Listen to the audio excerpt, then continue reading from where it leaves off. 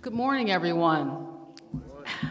I'd like to welcome you to the DLBA celebration of our 12,000th rehab.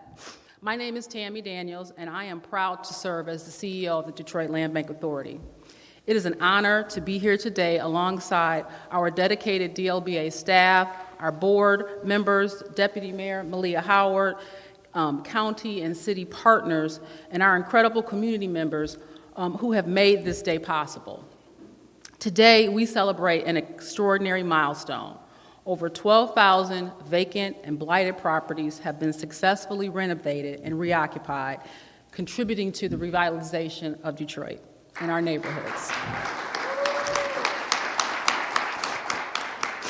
When we started this journey back in 2014, the challenge before us was overwhelming.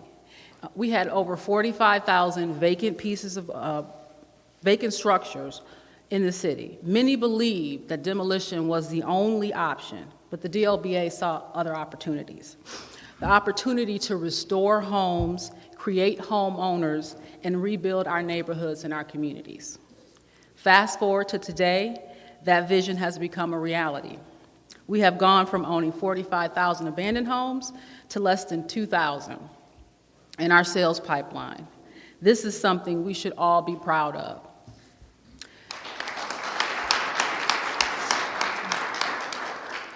But this achievement is more than about the numbers.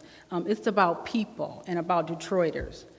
More than 6,000 Detroiters have become homeowners through our DLBA programs, many for the very first time. And that is something that we are proud of and that we celebrate. They've invested in their future, built equity, and turned houses into homes and investment properties.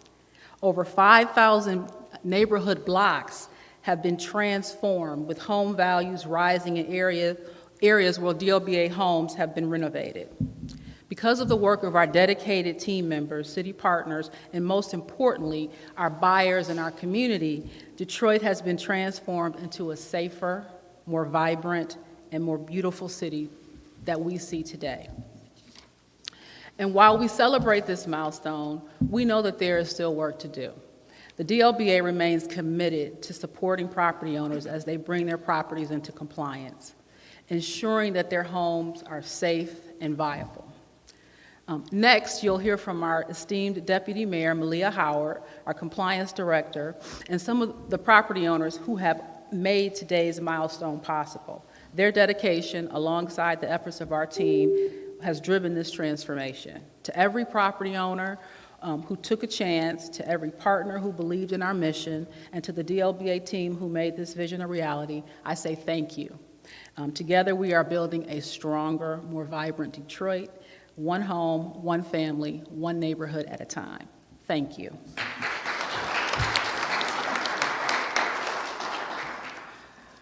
Great morning.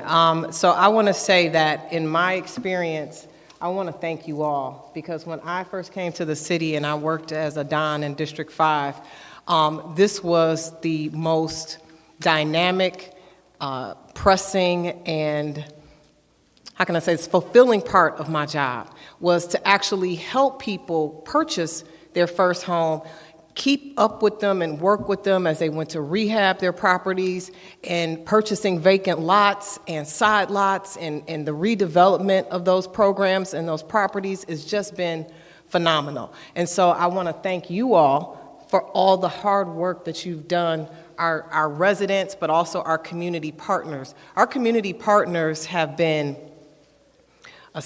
just, I know so many adjectives, but just amazing. Like when you get a nonprofit who wants to come in and assist a neighborhood, a block, and they take it and they help to reshape it and redefine and reinvigorate that space, that's just critical. I have completely gone off my speech, so let me get back on track. I'm sorry. I do this every time. But again, great morning. I'm so glad to be here today as we celebrate the incredible milestone of the Detroit Land Bank and for the city of Detroit. I want to again recognize this Land Bank team, the board, Ms. Daniels, for her amazing leadership, and that's really a key here. Ms. Daniels and Mayor Duggan have led out in this space, And with their vision, their determination, their hard work, and pulling together a core team that is constantly making sure that they are working on behalf of the residents and the community and the homeowners, that's just been critical. I've sat in many of the land bank fairs, and those, do y'all still do those? Because those were amazing, right? To get people to come in and learn about the process and to be able to sit there and start the purchase process has always been phenomenal to see people light up and be a part of this space with us. In 2014, when the land bank started this journey, again, as Tammy stated, 45,000 vacant lots and abandoned homes, and the DLBA's vision to restore as many homes as possible was key. Demolition wasn't the only remedy for this. There were so many homes that were solid, had great foundations, and had neighbors and neighborhoods around them that were still stable and up and coming, so demolition wasn't an option. But to be able to market these homes, clean them out in some instances, and market them for sale has just helped to expedite the process for which you're sitting here today, because they would have not been able, Mr. Orr and Pastor Bell would have not been able to do this without that little bit of assistance, right, to trash out a house and to board it up and to make sure it stays secure. So with that being said, I want to introduce our compliance officer, Antonio Glenn, and he's going to explain more about and talk about that process, because that's the critical key, right, to keep people on track and on time and getting them to execute and finish their forever home and stabilize their neighborhoods and create that generational wealth, because that is what we are here for today. And again, I just want to thank the leadership and the Land Bank Board, and obviously the mayor for this vision, because you've helped to uplift and stabilize neighborhoods throughout this city. I think it's like 5,000 blocks of neighborhoods have been stabilized, and that is really and truly what is key. So, Mr. Glenn? Yes.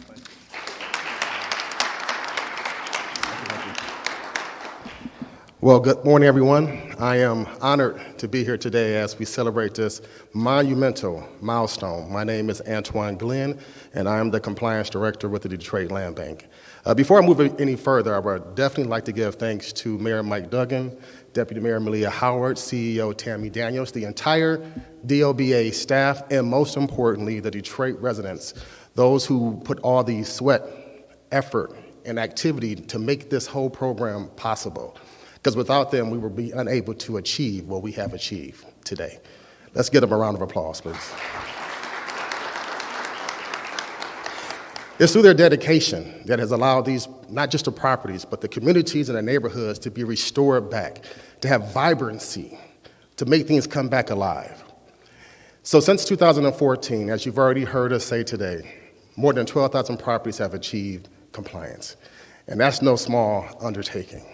Achieving compliance means that properties that were once forgotten about, dilapidated, properties that people were tired of seeing across the street from their homes, wondering what can be done about that. Now, over 12,000 of those properties have now been returned back to productive and functional use. Thank you very much. So reaching compliance is a shared effort. Whenever a homeowner purchases a property from the land bank, they sign a rehab agreement. And that rehab agreement is a commitment. That commitment is that they will rehab and renovate that property within a set time frame. And we know that in doing so, it takes a lot of energy and sweat equity and a lot of resources and tools to be able to make that happen. And even with that being said, it also speaks to one thing, which is why we are here today, that compliance requirements are two things. One, not only are they achievable, but they are within our reach. As you work alongside, or as our property owners work alongside the compliance department with the Detroit Land Bank, it's our purpose to help all property owners to have the tools and resources that they need, that we can connect them so they may continue to have the property on the path of creating not just a safe home, a livable home, that then bolsters and supports the growth and stability of their neighborhood, which in turn impacts the community. I would be amiss if I didn't also want to thank our community partners, our contractors, city departments, as well as our philanthropic donors, who, while working with them, has given us the ability to ensure that all of the properties that are sold and that are worked on move forward and move close to a space where not only are they given the resources that they need, but they can create legacy for them, for generations, and for generations to come. As you've heard that was stated before, many of these property owners, it's their first time owning the property. It's a major undertaking, and that undertaking, we're going to hear some today. As there's two individuals today that I want to make sure that this is the most exciting part that I have about today, where hearing the journey of individuals who have gone through the compliance process.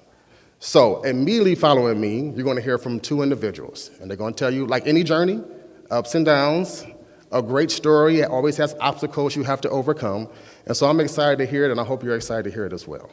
So first, we're going to hear from Mr. Vincent Orr, and following Mr. Vincent Orr, it's going to be Pastor Alonzo Bell. Before I call you up, I also want to take this time to say that for those who may be unaware of what compliance takes and what the process is, there will be a compliance resource fair happening here at the Northwest Activity Center on Saturday, April 26th. I would like to invite you all out, as well as your friends and family, so they can hear more about the process, so they can be one of the more than 12,000 property owners who have now revitalized the neighborhood, revitalized the community, and truly be a great support. So please welcome with me, Mr. Vincent Orr. Thank you for your dedication. Thank you. Good morning, everyone. Good morning. Again, my name is Vincent Orr, and I'm proud to stand here today to share my journey with the Detroit Land Bank. Home ownership has meant a great deal to me and my family.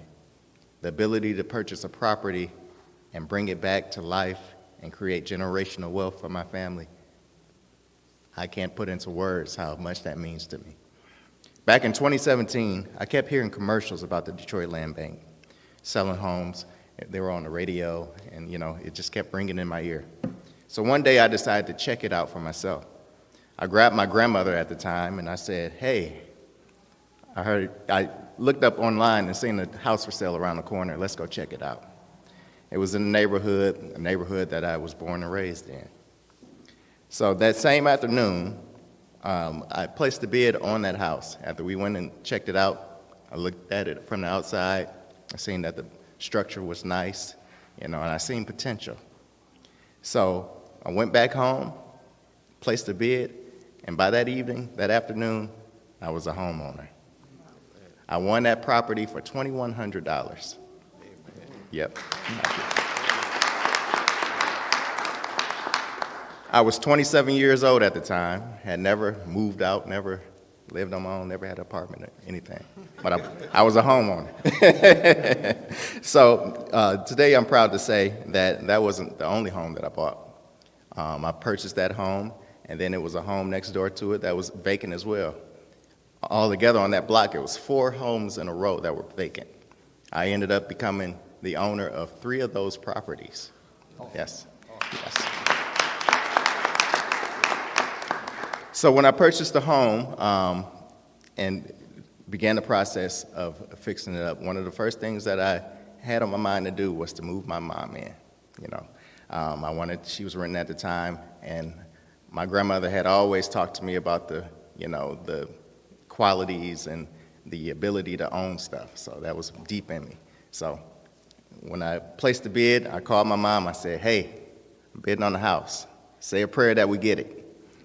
So she said a prayer, we won it.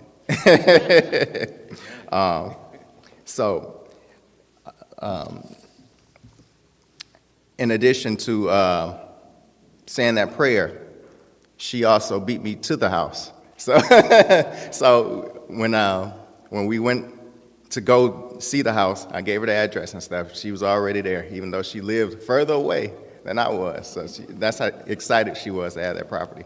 When I got there, it was in total shambles. It was holes in the roof. The porch was crumbling, and it was a major undertaking. But we seen the value of the neighborhood. We seen the value of that structure. And we seen what the city of Detroit was trying to do. They were trying to breathe new life into the neighborhood. And so we were happy to be a part of that. And it turned out to be a great thing. So here we are in 2025, from an investment that we put in 2017 to $2,100. We living good. Yeah. So I'm a proud Detroiter. I'm a graduate of Mumford High School. I love my city. I'm proud to invest and live in it. This experience has motivated me to go even further. I just completed the Michigan Developers Test, so now I'm actually a licensed builder and developer in the state of Michigan. Yes. So my future plans are to continue with the city, continue with the land bank, and continue pushing forward to bring Detroit back. And so not only renovating homes, I plan on, buying land and developing that land into affordable housing. So I want to thank the land bank, thank the mayor, thank everyone in the city for believing in me and giving me that opportunity. Because if I had moved away, like a lot of people told me to move away, I wouldn't have had that opportunity in another city that I had in Detroit. So, thank you. One thing I would like to add, if I can give anyone advice, it would be simple. Just do it. Take the leap. Invest in yourself. Invest in Detroit. There are still so many opportunities out there, and if you stay committed, the reward is worth it. All right.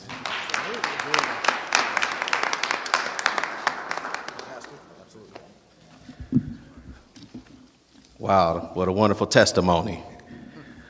Good morning. My name is Alonzo Bell, pastor of Martin Evers Missionary Baptist Church, named after Martin Luther King and Medgar Evers. So from the start, we are a foundational social justice church, and we are rooted in community advocacy. About 15 years ago, I was on my way to the church, and I had gotten so used to just helping people as far as giving them money, or if somebody came and asked me for something, I'll find a way to give it to them. But at this particular day, I said, this is not enough. Because if I give you a fish today, you're going to be hungry tomorrow. And so I said, I have to do something for my people, because I grew up on the east side of Detroit. I know what it means to struggle. I know what it means to have to make something stretch. I know what it means to go without. And I said, now that I'm a pastor of a church, I don't want to just get up and preach every day or preach every Sunday. I want to do something more to impact people's lives, not only spiritually, but also physically. And so as I'm driving to the church, I see all of these abandoned buildings. I see abandoned houses. And if any of you can go back with me about 15 years ago, that's when they were taking all of the copper out of the houses. All of the schools were being abandoned. And I just looked at all of those structures and said, you know what? There's something that needs to be done about all of this. Because I'm seeing homeless people. I'm seeing people that are facing housing instability. And then I'm seeing all these vacant properties. There are houses that need people, and there are people that need houses. And so I decided that day that I'm going to start my nonprofit. I'm going to transform these abandoned properties, and I'm going to make them into something that the community can benefit from. So I started Redeem Detroit back in 2010, and our mission was to transform these abandoned properties into centers of hope for the community, as well as these houses to be homes for families. And right now, I work with young moms, and I help them graduate high school, college, or trade school. And right now, we have about over 4,000 young mothers registered to our program. And that's a blessing, but it's also a call to all of us. They want help, they need help, and they're our most vulnerable citizens because they are children with children. And so I started working with the land bank not long after I saw those buildings, and I had that vision in my mind. And I tell you, the land bank has been very patient with me, amen, because you have a time frame to get things done. And sometimes starting out brand new, you just got a vision and a passion. You don't know all of the background knowledge you need in order to get things done. So there were things that I had to do, and I had to do it over and over again. I made many mistakes, but the land bank was patient with me to allow me to make those mistakes. And then they didn't just, discard me or say, hey, you were supposed to be a community partner and you didn't do what you need to do on time, so you can't be a community partner anymore. What they said was, we're going to stick with you. We're going to help you. We see what you're trying to do. And so I started out with the vacant lots. I bought about 9 vacant lots, and we transformed those lots into community gardens and to spaces where the community gathers for different events. So we have celebrations in the neighborhood. We use those lots when the children come out. I'm working on now to put together a playground next to the lot at the church. And so we do things for the community that's going to benefit them and where they can be outside and make the neighborhood walkable again, and people will be more visible and happy to see each other and communicate with each other like we used to do in the old days. From there, I started to buy houses from the land bank as a community partner. They've been really a blessing to me. Over the years, I've bought about 15 houses from the land bank. Right now, I own about 9 houses. Of those 9 houses, 3 of them have families in them right now who would not have a place to live if we didn't have that opportunity. So I thank God for that. Amen. And one of the houses I do not own anymore, but it's because of a beautiful story. One of the houses that I bought it on Coram Street. And there was a young lady living there already when I bought the house in its present condition. And the house needed a lot of work, but she was there with her 2-year-old daughter. And she was 22 years old. She was very intelligent, she was hardworking, and she was taking care of the property to the best of her ability. And so what I told her was, I said, listen, I have a program for young mothers, and you fit all the criteria. And I want you to become a part of my program. I want to get you trained in skilled trades. I want to show you how to own this house, and I'll show you about generational wealth and teach you about financial literacy. And so she joined my program, and we worked together for about a year. She had a job at the time. Something happened with her job where they laid her off, so I got her another job. Then I helped her with her credit. And then over the years, I started to build up the house. I rehabbed the house to the point where it was FHA approved. And about 3 weeks ago, I am so happy to say that we closed on that house, and now she is a homeowner, and she's only 23 years old. Amen. And now she does not have to bounce around. And guess what? The good thing about it is, because of another city or program, the down payment assistance program, I was able to work with National Faith Home Buyers and the city to give her $25,000 down payment assistance. So her monthly payment on the house is only $390 a month. That's including taxes, insurance, and mortgage premium insurance. Amen. That's one of the most proudest moments of my life. No matter how much the taxes go up, if they go up or insurance go up, she's got plenty of cushion to still be able to stay at that house and then have generational wealth. Because guess what? Not only does she own the house now, she already has $25,000 equity in the house. And so she's already been thinking about more things now. So she called me the other day and said, Pastor, I got like $1,100. And I want to try to invest it in something. Can you help me get a vending machine? And I said, look, I'll try to do what I can. And so she's a wonderful young lady. And it just goes to show you that people want to do great things. They just need a little help. They just need a little guidance. And one last thing, she gave me a call not long ago also. And she said, Pastor, I've been calling the bank to pay my mortgage. And they keep giving me the runaround. They say they don't have my number, but I know they got my loan number because it's right on my application. And I said, remember, hold on, remember, it's not due until May. And so it just goes to show you the pride that she had to say, I'm about to make my own mortgage payment. And she wanted to make it on time. And so I'm just so proud of her, and I'm thankful to the land bank. I'm thankful to Tammy Daniels, to Deputy Mayor Howard, to Antoine, and to Reginald, to the mayor, to all of the entities that are working together to make Detroit better, because Detroit can be better, and Detroit deserves better. Detroit deserves to be just like any other place in this state.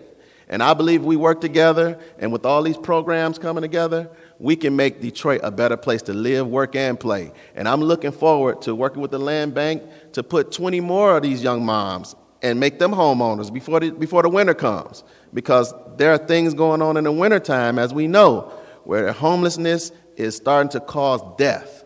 And we cannot live in a city that allows that to happen. So I thank you all for listening. I thank you to all of my colleagues, and God bless you, Brother Orr. And I'm looking to work with everyone to make Detroit a better place. And let's redeem Detroit. All right.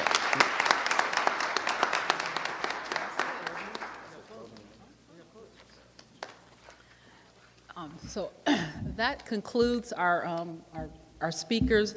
Again, I want to thank you so much for coming out to celebrate. There are refreshments in the back for those of you who have not taken advantage of them. But thank you again so much for coming to celebrate this 12,000 rehab. And we will see you soon.